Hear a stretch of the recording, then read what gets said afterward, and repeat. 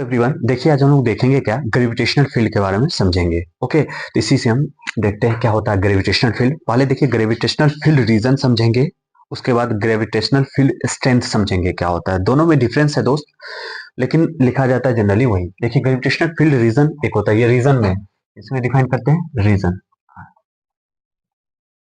देखिए किसी भी मास, कोई भी मास है यहाँ पे, एम मास का बॉडी है, कैपिटल एम का मास का बॉडी है, तो इस मास की वजह से हर डायरेक्शन में चारों तरफ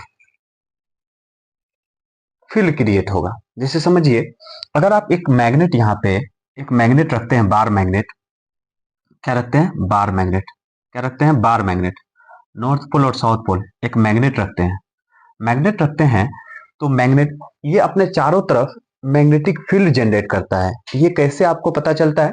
अगर यहाँ पे मैग्नेट रखे, अब कोई दूसरा मैग्नेटिक सब्सटेंस इस रीजन में लेकर आएंगे, या कोई दूसरा मैग्नेट अगर इस रीजन में लेकर आएंगे, तो पहले वाला मैग्नेट उस पर मैग्नेटिक फोर्स लगाएगा, या तो अट्रैक्ट करेगा और या तो रिपेल करेगा। अगर मैग्नेटिक सब्सटेंस है तो अट्रैक्ट करेगा, और मैग्नेट लेकर आएंगे तो सिमिलर पोल होगा तो क्या करेगा, रिपेल करेगा, और डिसिमिलर रहेगा तो अट्रैक्ट करेगा।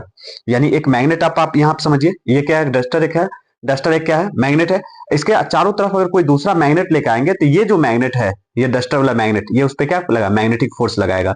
यानी पहले वाला जो ये डस्टर मैग्नेट था, ये चारों तरफ मैग्नेटिक फील्ड क्रिएट किया हुआ था। इसी तरह से सेम जब कोई मास यहाँ पे रखेंगे, तो मास अपने चारों तरफ एक ग्रेविटेशनल फील्ड क्रिएट करता है। कौन सा फील्ड क्रिएट करता है? Gravitational field. तो ये जो रीजन होता है, इसी रीजन में अगर कोई दूसरा मास लेकर आएंगे आप, तो ये पहले वाला मास अपना फील्ड जनरेट किया हुआ है, तो इसका मतलब दूसरा कोई भी मास लेकर आएंगे तो इस मास पे क्या लगाएगा, फोर्स लगाएगा। उसी का नाम रखा गया है gravitational field region. The space around a mass in which other mass experience gravitational force is known as gravitational field region। Okay, तो ग्रेविटेशनल फील्ड रीजन का ये डिफिनेशन होगा। लेकिन अभी हमको पढ़ना है क्या, ग्रेविटेशनल फील्ड स्ट्रेंथ पढ़ना है। क्या पढ़ना है? ग्रेविटेशनल फील्ड रीजन का आप लिख लीजिए, the space surrounding any mass in which other mass experience gravitational force that is known as gravitational field region। Okay, तो अब देखिए यहाँ पे ग्रेविटेशनल फील्ड स्ट्रेंथ रीजन को समझ गए, ग्रेविटेशनल फील्ड स्ट्रेंथ के बारे में समझ रहे हैं। ग्रेविटेशनल फील्ड स्ट्रेंथ ये क्या होता है दोस्त? यूनिट मास पे अगर ये मास m है, तो ये अपने चारों तरफ फील्ड क्रिएट करेगा। ये चारों तरफ अपना क्या करेगा, ग्रेविटेशनल फील्ड क्रिएट करेगा। चारों तरफ अपना ग्रेविटेशनल फील्ड क्रिएट किया। ओके, और ये जो है, अगर इसमें कोई दूसरा मास मान लेते एम, स्मॉल एम लेके आए, तो ये वाला मास इस पे क्या लगाएगा, फोर्स लगाएगा, क्योंकि इसका यहाँ पे फील्ड है। तो यूनिट मास पे यानी 1 kg मास पे जितना फोर्स ग्रेविटेशनल फोर्स लगाएगा, उसी का नाम रखा गया है ग्रेविटेशनल फील्ड। तो ग्रेविटेशनल फील्ड जो होता है 1 kg मास पे जितना फोर्स लगता है, इसी का नाम होता है gravitational field. Okay, gravitational field. तो देखिए उसको लिख लेते हैं, ग्रेविटेशनल फोर्स एफ जी को ग्रेविटेशनल फोर्स पर यूनिट, पूरे कंप्लीट लिख देते हैं, gravitational force, gravitational force per unit mass is called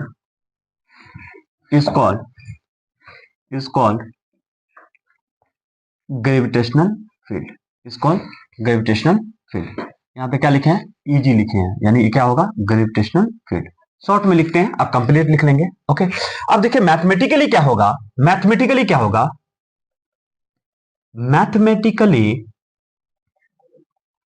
अगर ग्रेविटेशनल फील्ड को ईजी से नोट करते हैं, ईजी इज इक्वल टू होता है, अगर आप वेक्टर फॉर्म में लिखेंगे, limit mass tends to small mass tends to 0 F g bye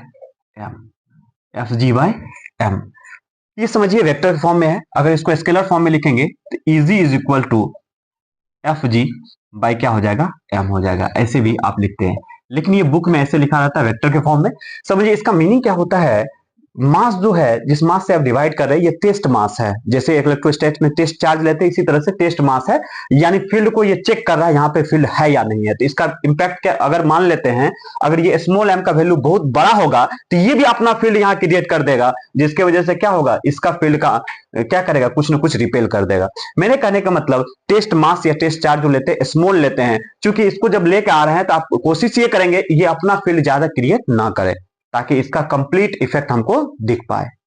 okay, तो इसी वजह से लिखते हैं, यानी स्मॉल एम का कहां सर, जीरो के लगभग लगभग बराबर होना चाहिए, मतलब छोटा होना चाहिए, वेरी स्मॉल होना चाहिए टेस्ट मास। ओके, तो ये होगा इसका ऐसा यूनिट क्या होगा दोस्त, ऐसा यूनिट देखिए, ऐसा unit of e g is equal to newton by, force का न्यूटन होता है, कोई भी फोर्स है उसका क्या होता है न्यूटन, कोई भी मास है तो उसका क्या होता है केजी होता है।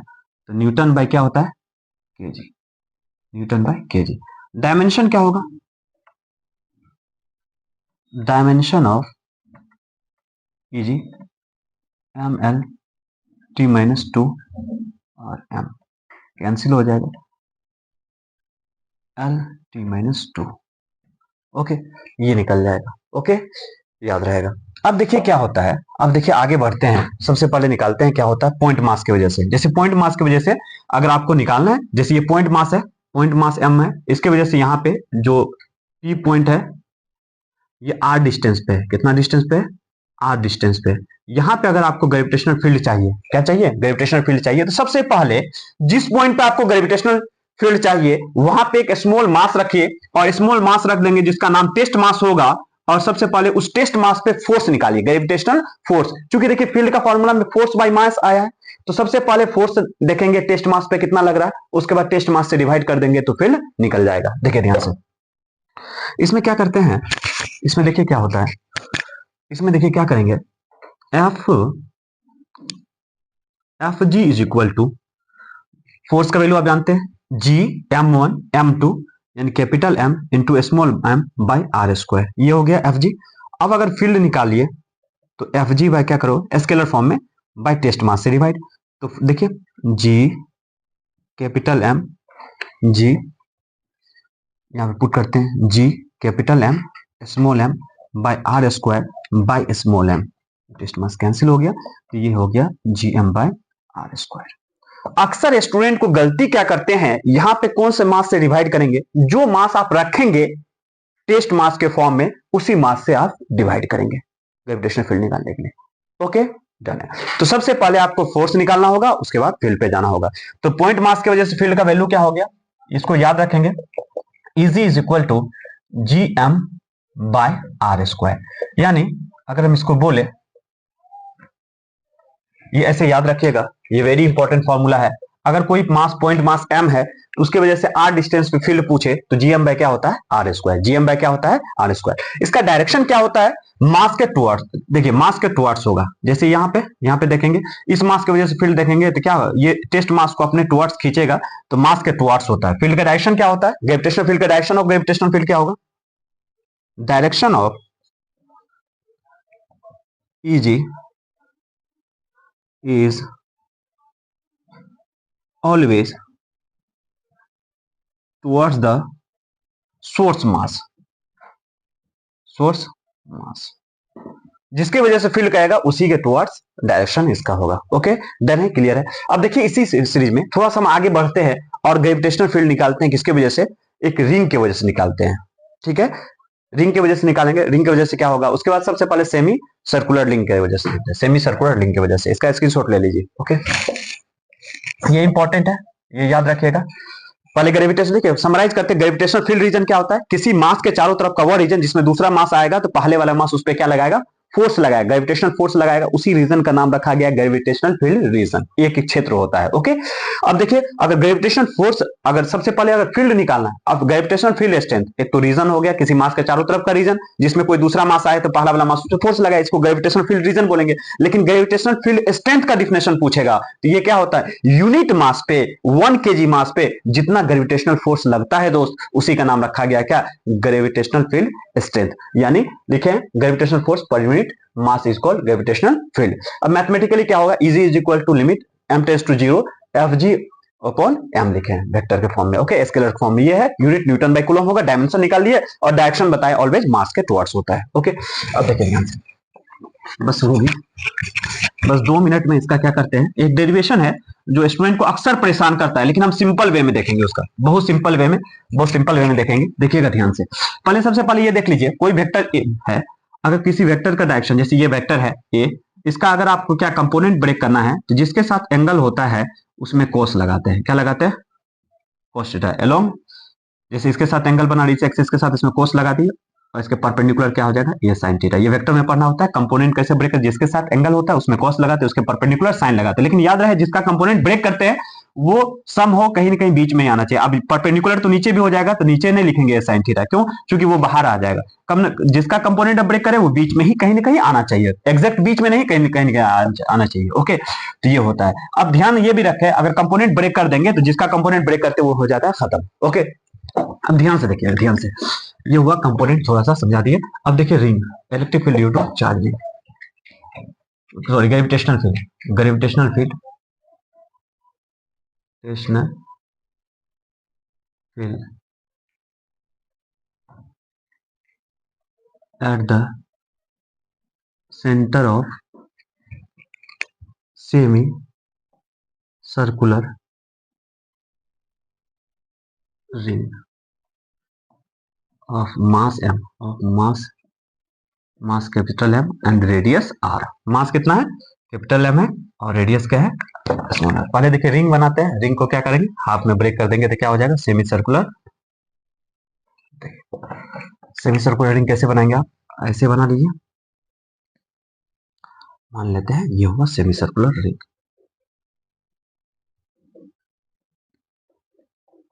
ये सेमी सर्कुलर रिंग, इसका सेंटर ये जो यहां से यहां तक डिस्टेंस है, ये r रेडियस है। ओके, अब ध्यान से देखिएगा, जब भी इसके वजह से आपको निकालना होगा, m मास टोटल है, तो आप देखिएगा सबसे पहले मास डिस्ट्रीब्यूशन जो जानते हैं आप लोग, क्लास में डिस्कशन किए थे।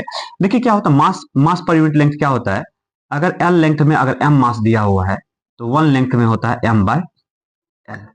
अब जितना भी लेंथ में कहेगा आप निकाल लेंगे। ओके, तो जब भी मास डिस्ट्रीब्यूशन के केस आए, पॉइंट मास ना रहे, अभी जो फील्ड निकालने के पहले जीएम बाय आर स्क्वायर वो पॉइंट मास के लिए था, लेकिन अगर डिस्ट्रीब्यूटेड मास सिस्टम की बात करें तो उसके लिए आप नहीं लगा सकते। सबसे पहले क्या करना पड़ेगा, पॉइंट मास कट करना पड़ेगा, पॉइंट मास लेना पड़ेगा, कंसीडर करना पड़ेगा, उसके बाद पॉइंट मास की वजह से निकालेंगे, और उसके तो छोटा पॉइंट मास की वजह से इसके छोटा सा मास कट कर लिए, इसकी वजह से यहाँ पे फील्ड देखेंगे कितना होता है, छोटा सा फील्ड होगा, और उस छोटा सा फील्ड को इंटीग्रेट कर देंगे तो बड़ा सा सभी मास की वजह से फील्ड निकल जाएगा। ओके, तो मान लेते हैं इसमें जो है ये डीएल कट की है, इसकी लंबाई जो है, टोटल लंबाई तो होगा क्या, सेमी सर्कुलर का क्या होता है, सर्किल का होता है सरकमफ्रेंस 2 पाई, तो सेमी सर्कुलर में कितना होगा, 2 पाई आर बाई 2, यानी पाई आर होगा, कितना होगा, पाई आर। तो इसमें से मान लेते हैं पाई आर में से डीएल लेंथ कट की है, जिसमें मास डीएम है, कितना है, छोटा सा मास डीएम है।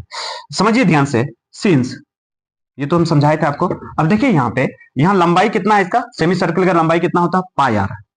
पाई आर लेंथ में m मास है तो 1 लेंथ में कितना होगा, m by pi R. Okay, अब देखिए ध्यान से, कितना dl लेंथ में कह रहा है निकालने के लिए, तो m by pi R into dl। अब देखिए dl कैसे लेंगे, dl कैसे लेते हैं, देखिए ध्यान से, अब इसको आप मिलाएंगे, इसको आप मिलाएंगे, ये क्या होगा, जब इसको आप मिलाते हैं, जब आप इसको मिलाते हैं तो ये होगा, यहां से थीटा है तो ये कितना होगा, ये छोटा सा एंगल कितना होगा, डी थीटा होगा, कितना होगा, डी थीटा। यहां से पहला जो है, फर्स्ट लाइन जो फर्स्ट स्ट्रिप देख रहे हैं, इस तक का एंगल थीटा है, और आगे में ये एंगल कितना है, डी थीटा है।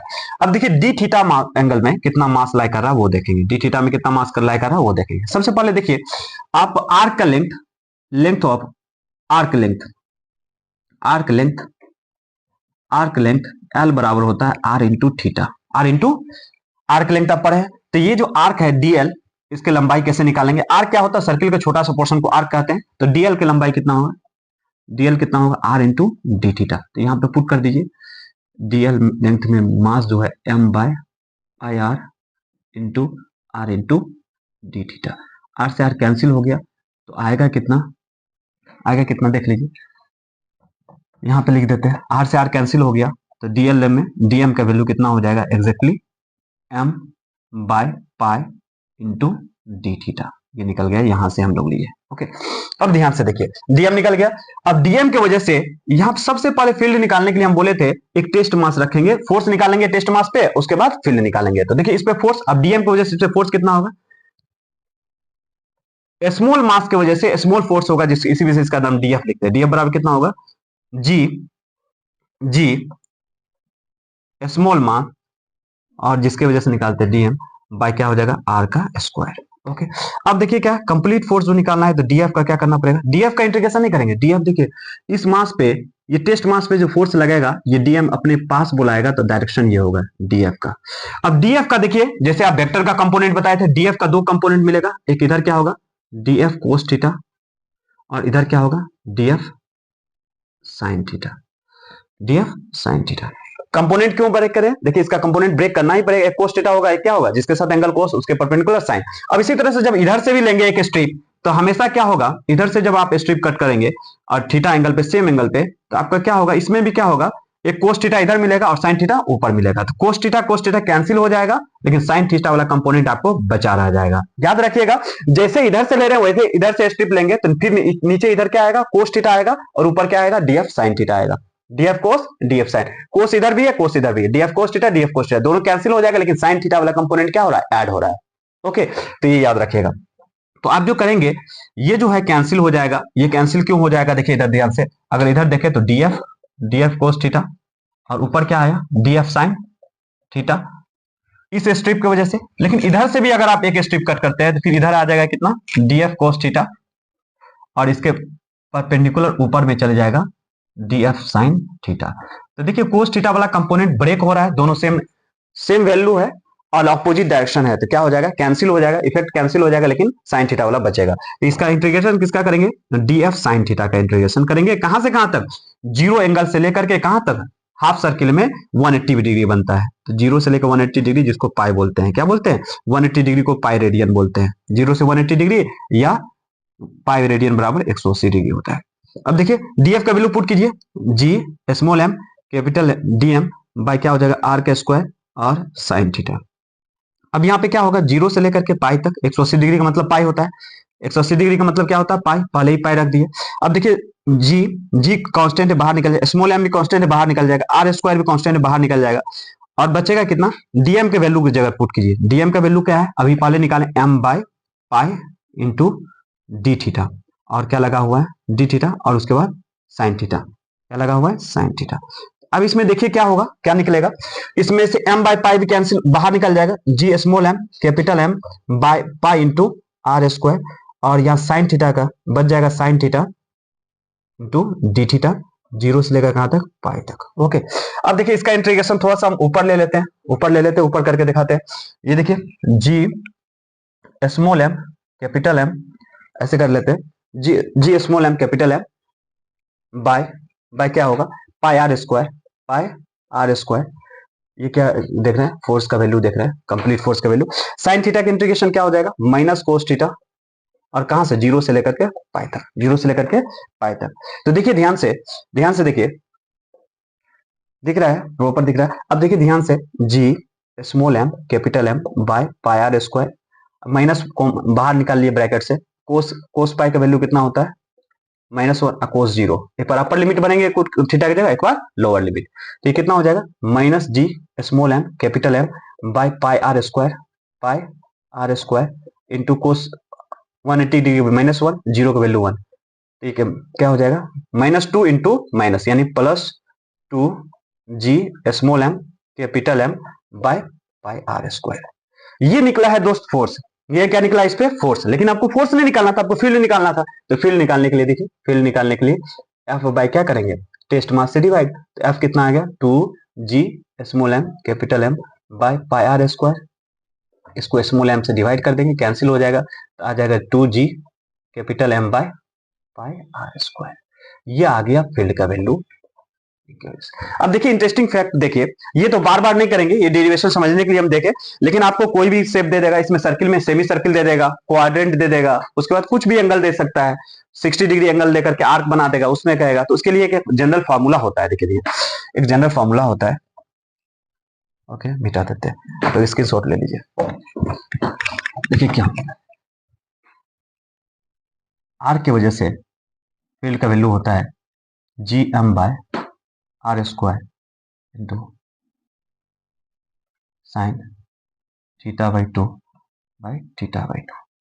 देखिए देख लेते हैं ये हो रहा है कि नहीं एग्जैक्टली। देखिए अगर सेमी सर्किल बनेगा तो थीटा का वैल्यू कितना लेंगे 180 डिग्री, तो 180 डिग्री पुट करेंगे तो 180 डिग्री का आधा कितना हो जाएगा 90 डिग्री, साइन 90 का वैल्यू कितना हो जाएगा 1 और 180 डिग्री मतलब पाई रेडियन, तो पाई बाई टू है तो कितना हो जाएगा पाई/2, ये 2 ये कितना 180 डिग्री जगह कितना 2 पाई पर पुट कर देखिए पुट करके देख लेते हैं 4 4 semi circle 4 semi semi circle. इसके लिए क्या होगा थीटा की जगह पाई का वैल्यू पुट करेंगे तो GM/r² into sine pi into pi into pi pi put करेंगे ये ऊपर चल जाएगा, ये कितना हो जाएगा 2GM/r² इंटू पाई, साइन 90 की वैल्यू कितना होता है 1, तो 2GM/πr²। देखिए आ गया। तो आपको ये फॉर्मूला आपको याद रहना चाहिए, ये किसी भी एंगल के लिए वैलिड होता है। अगर कंप्लीट सर्किल का आ रहा है तो 360 डिग्री एंगल बनेगा यानी 2 पाई यहाँ पुट करेंगे ऑटोमेटिक। अगर 60 डिग्री बन रहा है तब उसके लिए पुट करेंगे। याद रखिए यहाँ पे θ/2 होता है, यहाँ पे क्या होता है θ/2 होता है। Okay, thank you.